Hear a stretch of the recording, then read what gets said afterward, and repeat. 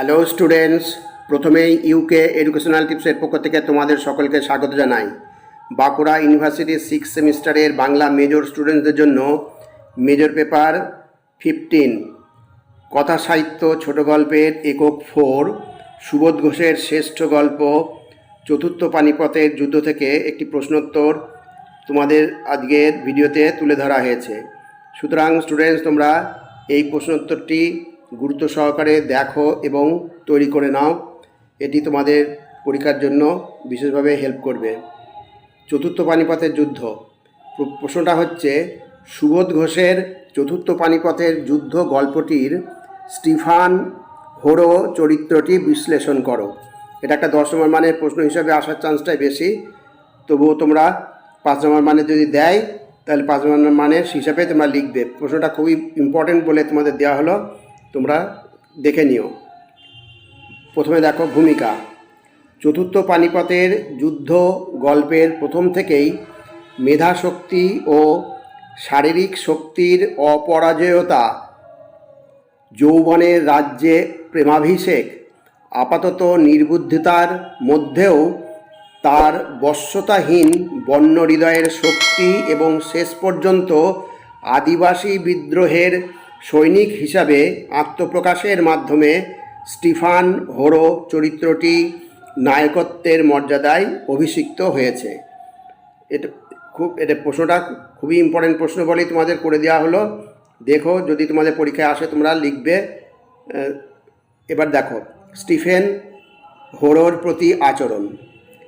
Missionary স্কুলে গল্পকথকের মতো মধ্যবিত্ত ছাত্রদের উপহাসের পাত্র ছিল এই বর্বর আদিবাসী ছাত্ররা। একমাত্র স্টিফান হোরো মুন্ডা আদিবাসী হয়েও ঠিক চিনে নিত আদিবাসীদের প্রতি এই রূঢ় অমানবিক রসিকতার তীর্যক অর্থ। তাই বাধ্য বেকুব বিশ্বাসী আর নিরীহ আদিবাসীগুলোর মধ্যে একমাত্র স্টিফানকেই অনিচ্ছা সত্ত্বেও সমীহ করে চলতে হতো অন্যদের। মেধাশক্তি। ইংরেজি কবিতার আবৃত্তিতে ইন্দুর চেয়ে 26 নম্বর বেশি পেয়ে, সংস্কৃতে সর্বোচ্চ নম্বর পেয়ে মেধাশক্তিতেও উচ্চবিত্ত ও মধ্যবিত্তদের প্রতি মুহূর্তে পরাজিত করেছিল স্টিফান হোরো। কিন্তু এরপর থেকেই হোরোর চৈতন্যে পরিবর্তনের সূচনা লক্ষ্য করা যায়। নিউ টেস্টামেন্টের গাথাগুলি নির্ভুল আবৃত্তি করায় ফাদার লিন্ডন উচ্ছ্বসিত আনন্দে ম্যাট্রিকুলেশন পাশের পর হোরোকে দারোগা করে দেবার সুপারিশ করবেন বলে প্রতিশ্রুতি দিলেন। কিন্তু দেখা গেল পরের দিনের বাইবেল ক্লাসে ফাদার লিন্ডনের অনুরোধ প্রত্যাখ্যান করে অবলীলায় বিরক্তিসহ সে জানিয়ে দিল, জানি না স্যার।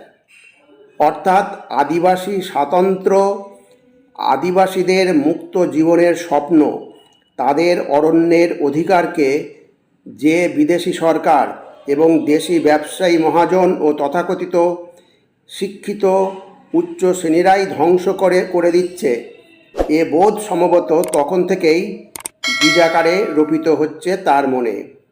এবার নেক্সট দেখো, আদিবাসী স্বভাব। সিলোয়ারার জঙ্গলে বনভোজনের দিনের ঘটনাটির মাধ্যমে সে তার আদিবাসী স্বভাবটিকেই প্রকট করেছিল। রিচার্ড টুডুর দেওয়া গোপন সংবাদে জানা যায়, হোরো বাইবেলের অপমান করেছে। সে চার্চে যায় না, বরং গোপনে প্রতি মঙ্গলবার হাটে গিয়ে মুন্ডাডিহির আদিবাসী নেতা বুড়ো সোখার সঙ্গে দেখা করে। মোরাঙ্গি পাহাড়ের মুর্মুদের মেয়ে চিরকি মুর্মুর সঙ্গে হোরোর রোমাঞ্চকর প্রণয়ের সংবাদও পাওয়া যায় টুডুর কাছে। সহপাঠীরা একটি নির্মল ঈর্ষা অনুভব করে হোরোর প্রতি। নেক্সট দেখো, হোরোকে ঘিরে লড়াই। খ্রিস্টান আচার আচরণ অস্বীকার করায় হোরোকে মিশনারি স্কুল থেকে বহিষ্কৃত করা তো হলোই না, বরং তার উপর থেকে বোর্ডিংয়ের শাসনও প্রত্যাহার করে নেওয়া হলো। প্রতি মঙ্গলবার ফাদার তাকে নিজের ঘরে ডেকে বই পড়ে শোনান, চা বিস্কুট খাওয়ান। বিকালবেলা হোরোকে সঙ্গী করে টেনিস খেলেন, যেন ফাদার অরণ্যের আদিম আহ্বান থেকে সতর্কভাবে রক্ষা করেন হোরোকে। যেন জঙ্গলি বুড়ো শোখা আর সুসভ্য ইংরেজ লিন্ডনের মধ্যে হোরোকে নিয়ে একটা অদৃশ্য লড়াই চলতে থাকে। এবার পরবর্তী দেখো, হোরো চরিত্রের দুর্বোধ্যতা। গুড ফ্রাইডের ছুটির দিন প্রত্যাশিতভাবে হোরোর ফিরে আসা, মোরাঙ্গি পাহাড়ের ঘটনার পর বুড়ো শোখার যাবজ্জীবন দ্বীপান্তরের সংবাদেও হোরোর বাহ্য ভাবান্তর না ঘটা, স্কুল ফটকে পিকেটিংয়ের সময় আন্দোলনকারীদের অভ্যর্থনা অগ্রাহ্য করা ইত্যাদি ঘটনায় হোরো সহপাঠীদের কাছে হয়ে ওঠে পাদ্রীদের কৃতদাস, মনুষ্যত্বহীন, মর্যাদাশূন্য, মূর্খ জঙ্গলি হোরো। কিন্তু 8 বছর পরে যখন গল্পকথক আবার অপ্রত্যাশিতভাবে লেপো থানার ভারপ্রাপ্ত দারোগা হিসাবে স্টিফান হোরোর সাক্ষাৎ পান, তখন সে মিশনারি স্কুলের মেধাবী এবং জেদি ছাত্র, মুন্ডা বিদ্রোহের নায়ক বিরসা মুন্ডার ভাবশিষ্য রুন্নু হোরো। সে তখন মুন্ডা এক বিদ্রোহী হিসাবে প্রবল পরিশ্রমে, কয়েদি জীবনের দুর্বিষহ ক্লেশে, যক্ষা ব্যাধিতে আক্রান্ত শীর্ণ এক মানুষ।